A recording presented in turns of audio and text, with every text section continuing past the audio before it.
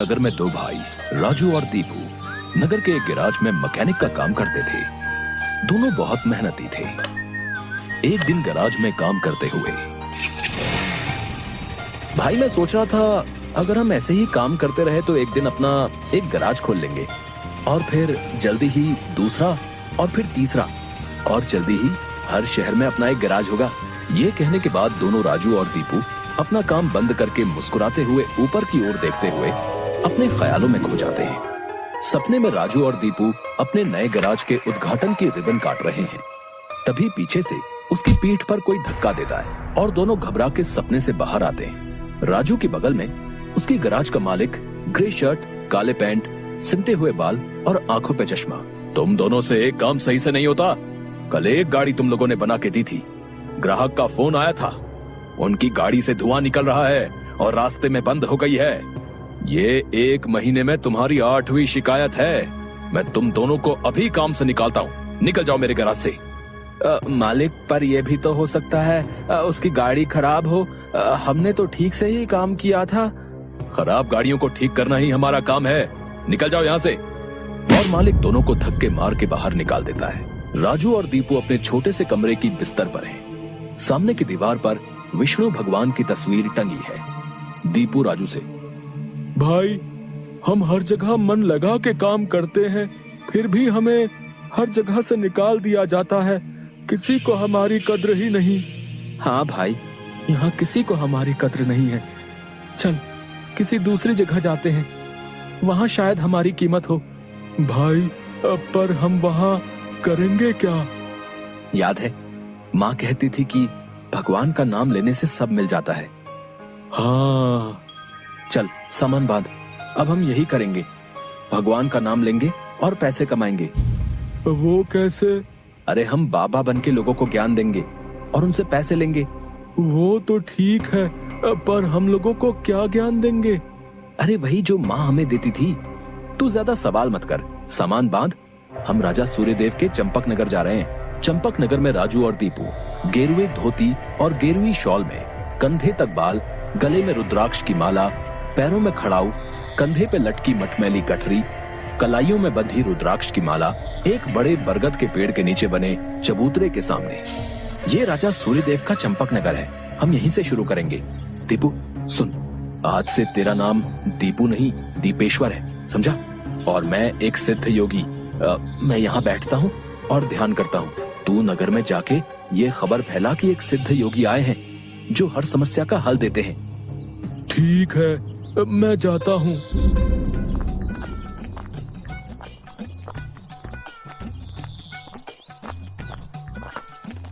भाई, हमारे सिद्ध बाबा जी के लिए कुछ दान दो। ये कौन से बाबा हैं और कहाँ हैं? बड़े सिद्ध बाबा हैं। उनके पास हर समस्या का हल है। नगर के बाहर जो बड़ा बरगद का पेड़ है ना, वहाँ ठहरे हुए हैं। अगर तुम्हें कोई समस्या हो तो उनसे जाके मिल लो। वो तुम्हें हल जरूर बताएंगे। पर हाँ, दान के लिए कुछ लेकर जरूर आना। हाँ, मैं जरूर आऊंगा। औरों को भी बता दो, पूरे नगर का भला हो जाएगा।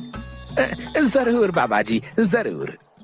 राजू पेड़ के नीचे ध्यान में बैठा हुआ है और दीपू थैले में सामान लेके उसके पास जाता है। मैंने नगर में खबर फैला दी है, जल्दी ही लोग यहाँ आते होंगे। तुम तैयार रहो। मैं तो कब से तैयार हूँ, देखते हैं क्या होता है। राजू फिर से ध्यान में बैठ जाता है। तभी नगर के लोग वहाँ आने लगते हैं और हाथ जोड़ के नीचे बैठे हैं। बाबा, हमारा काम नहीं चल रहा, कृपा करें। आप जो भी दान के लिए लाए हैं, बाबा के चरणों में रखें और बाबा से गुरु मंत्र लें।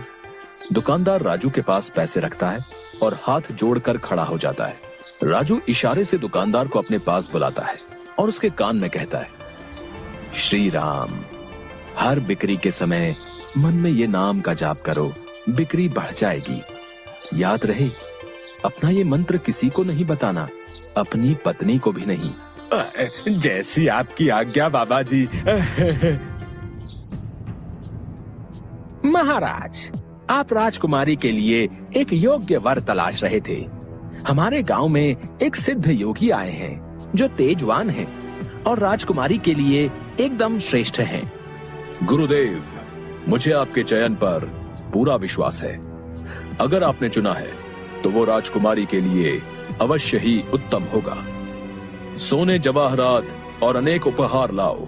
हम अभी उन महान योगी के पास जाएंगे और उनसे राजकुमारी से विवाह करने का आग्रह करेंगे। हे तपस्वी, मैंने आपके बारे में जो सुना था, आप उतने ही तेजस्वी हैं। मेरा आग्रह स्वीकार करें। राजू ध्यान से आंख खोलकर राजा को देखते हुए, जी महाराज, कहिए क्या परेशानी है आपको? मेरी इच्छा है कि आप मेरी पुत्री से विवाह करें और ये उपहार स्वीकार करें। राजू काफी देर तक उपहार में लाए सोने चांदी और अनेक वस्त्र और उपहारों को देखता है, फिर राजा की ओर मुड़ता है। महाराज, मैं तो एक सन्यासी हूँ, मुझे इन सब से क्या लेना? मुझे क्षमा करें, मैं आपकी बात नहीं मान सकता। दीपू चौंकते हुए राजू को देखता है। मैंने जो सुना था, आप उससे भी महान हैं। मुझे क्षमा करें यदि मैंने आपका अनादर किया हो। आप जब तक यहाँ हैं, मैं कोशिश करूंगा आपको कोई दिक्कत ना हो। और राजा सूर्यदेव को प्रणाम करके वापस चले जाते हैं। अरे राजू, ये क्या कर दिया तुमने? इतना अच्छा मौका हाथ से जाने दिया। अरे राज करते हम लोग। राज, तुम्हें ये क्या हो गया है? मैं यही सोच रहा था, लेकिन फिर मैंने सोचा कि इतने दिनों से ईश्वर का नाम लेते लेते इतना तो समझ आ गया है कि ईश्वर के नाम अमृत में ऐसा क्या है जो मीरा सारा राजसी ठाट छोड़कर वैरागन बन गई। क्यों प्रहलाद ने अपने पिता की इतनी यातनाएं सही? मुझे भी राम नाम का धन मिल गया है जिसके आगे इस दुनिया का सारा धन फीका है। मुझे ये सब नहीं पता। हम यहाँ पैसे कमाने आए थे, ना कि साधु बनने। मैं चला, मैं अकेले ही सब संभाल लूंगा।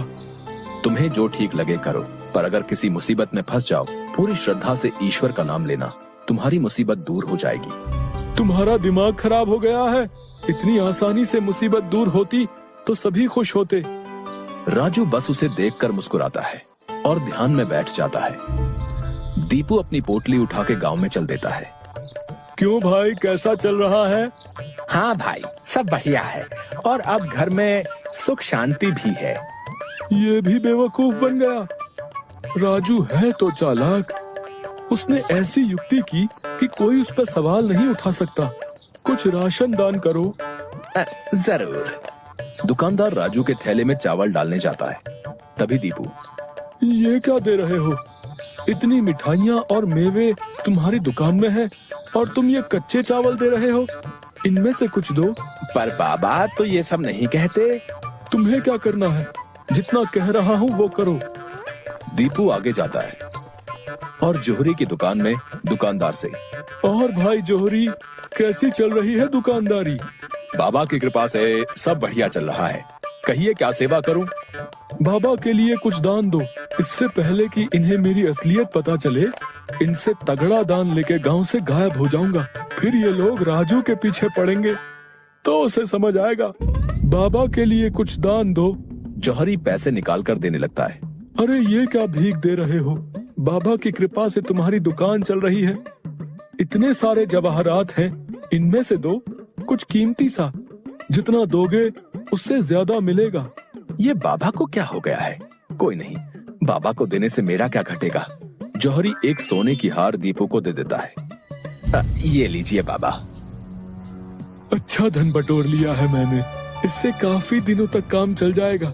बड़ी भूख लग गई है, कुछ मिठाइयाँ खा लूं। दीपू एक पेड़ के नीचे बैठ के मिठाइयाँ खाने लगता है। तभी वहाँ 4 डाकू, चेहरे पे नकाब, काले कपड़े और हाथ में छुरी लेकर आ जाते हैं। जो कुछ भी है वो हमें दे दो, नहीं तो हम तुम्हें मार डालेंगे। दीपू डर से अपनी पोटली उन्हें दे देता है। तभी डाकुओं के सरदार का नकाब खुल जाता है। दीपू उसे देख लेता है। अब तुझे मरना होगा क्योंकि तूने मेरा चेहरा देख लिया है। हे भगवान, ये क्या हो रहा है? कैसे बचूं इनसे? भागने की कोशिश की तो ये लोग पकड़ लेंगे। क्या करूं? तभी उसे राजू की बात याद आती है। अगर किसी मुसीबत में फंस जाओ, पूरी श्रद्धा से ईश्वर का नाम लेना, तुम्हारी मुसीबत दूर हो जाएगी। दीपू आंखें बंद कर घुटने पर बैठकर, हे नारायण मेरी रक्षा करो, हे नारायण मेरी रक्षा करो। डाकू का सरदार दीपू को उठाकर, सुन, राजा के सिपाही हमारी ओर आ रहे हैं, इसलिए तुझे छोड़ रहे हैं। अगर तूने किसी को हमारे बारे में बताने की कोशिश की तो तुझे जिंदा नहीं छोड़ेंगे। ये ले अपनी पोटली। डाकू भाग जाते हैं। दीपू सामने से सिपाहियों को आते देख मन में, हे नारायण, मुझसे भूल हुई जो मैं राजू की बात को समझ नहीं पाया। मैं राजू के पास वापस जा रहा हूँ और उसके साथ रहकर आपके ध्यान में अपना जीवन बिताऊंगा। मुझे माफ कर दो राजू, मैं ईश्वर के नाम की महिमा को नहीं समझ पाया, पर अब मैं समझ गया हूँ और तुम्हारे साथ ईश्वर के नाम का धन कमाना चाहता हूँ। राजू दीपू को गले से लगाता है